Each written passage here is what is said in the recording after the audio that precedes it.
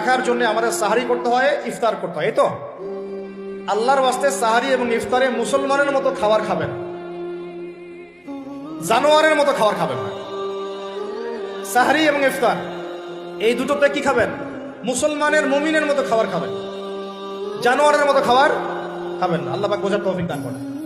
মানে আমরা কিন্তু সাহারিতে কি করি জানেন? 7 পেট খাই। কয় পেট? নবীজি বলেছেন খাবে পেটের 1 ভাগ খাবার, 1 ভাগ পানি, 1 ভাগ, আবার বলি 1 ভাগ খাবার, 1 ভাগ পানি, 1 ভাগ।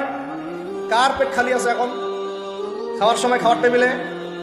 আমাদের ওস্তাদরা বলেন যে মুসলিম উম্মাহ, আমাদের ওস্তাদরা বলেন যে মুসলিম উম্মাহ খাবার টেবিলে হেরে গেছে সে কখনো জিহাদের মাঠে জিততে পারবে না।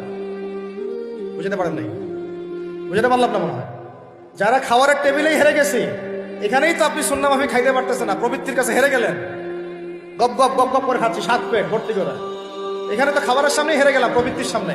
সে আবার কাফেরদের সাথে জিতবে কেমনে? জিতবে আগে নিজের প্রবৃত্তির উপর জিহাদে তো জিততে হবে। আমার মন চাচ্ছে যে না করি, করবো না, এটার নাম জিহাদ, এটাও জিহাদ। মন চাচ্ছে সুদ খাই একটু, খাবো না, এটার নাম কি? জিহাদ। মন চাচ্ছে নামাজ না পড়ি, ঘুমায় থাকি, মন চাচ্ছে না, মন বলতেছে ঘুমাই ঘুমাই ঘুমাই, কিন্তু নামাজ পড়তে হবে। এই উঠলাম, ওযু করলাম, গেলাম, এর নাম কি? এটাও এক প্রকার কি?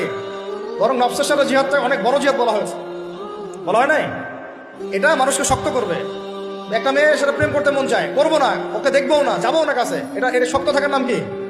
এটা মনের নফসের সাথে কি বুঝেন?